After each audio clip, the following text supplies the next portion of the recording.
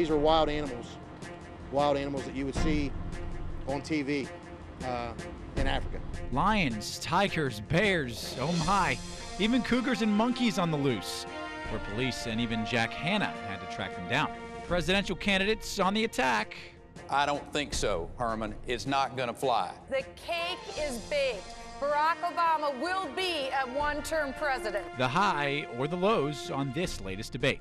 And police trying to keep women safe during Domestic Violence Awareness Month. This gentleman here, was he living next door to you?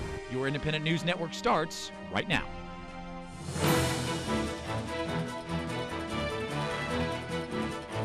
Good evening, I'm Ryan Bass in for Mike Mickle. Welcome to INN News. Lions, tigers, and bears, oh my. These creatures and many other dangerous wild animals were on the loose in central Ohio. Dozens escaped from an animal farm in Zanesville after the owner died. Now, many had to be killed. Animal expert Jack Hanna, who joined in the search, explains why. People have to understand something, everyone. Human life comes first, and we're trying our best to make sure no one is hurt doing this. The animals, the question is, why didn't the sheriff tranquilize them last night? It was dark, number one. You cannot tranquilize an animal in the dark. It upsets them. It's like if you got popped with a little stick, you know, a shot. They settle in, they hunker down, they go to sleep. Obviously, we can't find them in the dark. So what had to be done, had to be done. It's scary. You don't know where they're at, and if the cops can't catch them, they're going to be running wild, crazy. They say it appears the animal's farm's owner shot himself. 4 school districts canceled classes while authorities work to round up the animals. GOP hopefuls on the attack in Your Vote 2012, and last night's Republican presidential debate in Las Vegas was pretty ugly. The hits came right away, first with Rick Perry and Mitt Romney debating immigration, with Perry attacking Romney for employing illegal immigrants. The way the rules work here is that I get 60 seconds, Well, no, but the American and then you get 30 seconds to respond, right? And they want Anderson, to hear you say that you knew would you you had please, illegals would you please wait? working. Are you just going to keep talking? Or Yes, are you going to let me sir. finish with what I have to say? Look, Rick. I thought Republicans followed the rules. This has been a tough couple of debates for Rick, and I understand that, and so you're going to get testy. Florida over the last 10 years. Romney also faced attacks over the health care plan he implemented while governor of Massachusetts. Your plan was the basis for Obamacare. Your consultants helped Obama craft Obamacare. The new frontrunner Herman Cain faced scrutiny over his 999 tax plan, which would place a 9% tax on corporations, personal income, and retail sales. If we give Congress a 9% sales tax, how long will it take a liberal president and a liberal Congress to run that up to maybe 90%? Who knows? It is a jobs plan. It is revenue neutral. It does not raise taxes on those that are making the least. John Huntsman did his own thing as the other candidates squared off in Vegas. The former Utah governor chose to boycott the debate because Nevada moved its caucus date ahead of the New Hampshire primary. Huntsman is staking his campaign on a win in New Hampshire and held a town hall there last night. I'm here tonight, ladies and gentlemen, because I believe in the importance of the New Hampshire primary. You see, I was offered an invitation to a game show tonight playing out in Las Vegas. It's called the Presidential Debate. There will be sound bites, and there will be talking points, and there will be buzzers. He said, while they say what happens in Vegas stays in Vegas, what happens in New Hampshire impacts the world. A big development in a case that's captivated people in Omaha, Nebraska for years. The missing Hispanic family, the Brazilian family, disappeared in 2009. 3 men, also from Brazil, were named as suspects. They had come to Omaha to help the family repair a school and church. Police believe they got greedy and murdered the family, dumping their bodies into the Missouri River. Now, 2 years later, the remains of 7-year-old Christopher Hispanics have been found. Clark Young from our affiliate KPTM has more on the events leading up to the discovery of little Christopher's body.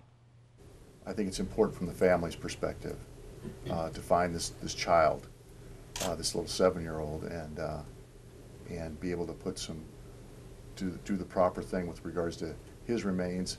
It all started last Thursday when divers from the UTAN Volunteer Fire and Rescue Group were patrolling along the Missouri River when they discovered what they believed to be human remains.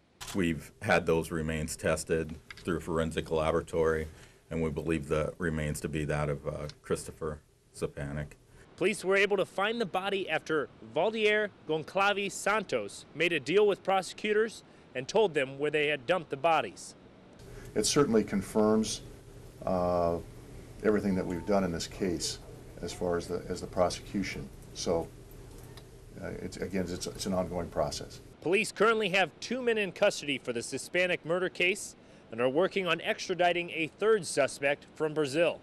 We have a warrant out for him for 3 counts of first-degree murder. We want to get him back. We'll do everything we can to get him back, but it's going to depend somewhat on the way the governments work together on this process. Police haven't yet released the location of where they found Christopher's remains because they're hopeful that they'll be able to find the parents' bodies as well. Clark Young reporting for INN News. Thank you, Clark. A trial date is still pending for a second suspect in the case.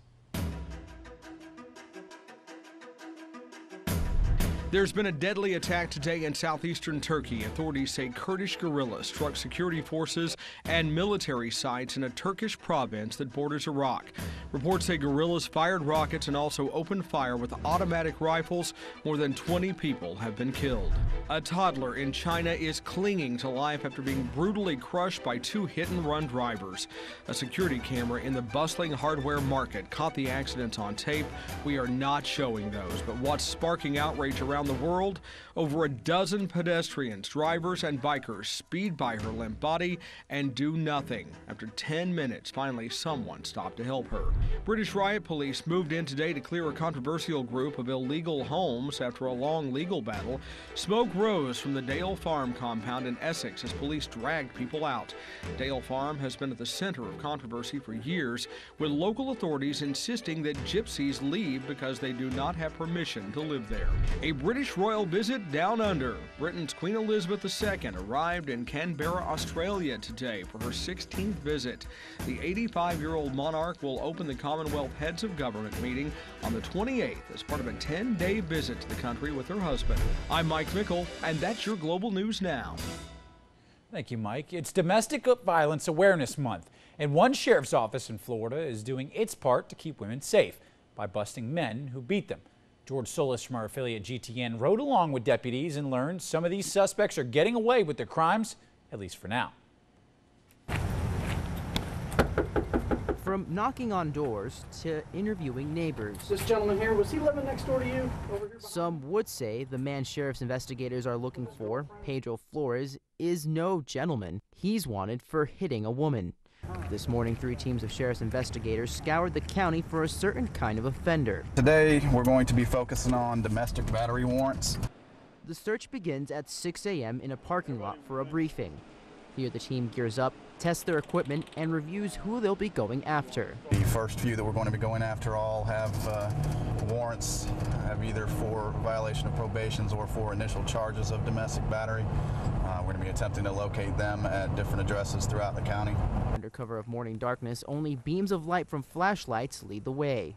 They never find Pedro Flores, and their search for Rodney Dennis comes up empty-handed too. But they do find evidence someone lives here. So somebody's probably still coming and going. Our last stop is in the city of Alachua. It's past sunrise and the team regroups for their last and most dangerous arrest. Decavius Head, a repeat offender. This individual has a history of violence and a history of violence towards law enforcement, and so when we showed up, we wanted to make sure we took all the necessary safety precautions. To their surprise, he was easy. Deputies say their work today will make some women sleep easier tonight. It's always rewarding. We can make that victim feel safer no matter how long it may be that that person is in jail. That victim is safe. That victim isn't going to be battered again. George Solis reporting for INN News. The post office delivers some bad news, how it's going to affect you. Plus, you may have trimmed your budget, but there's something many of you aren't living without.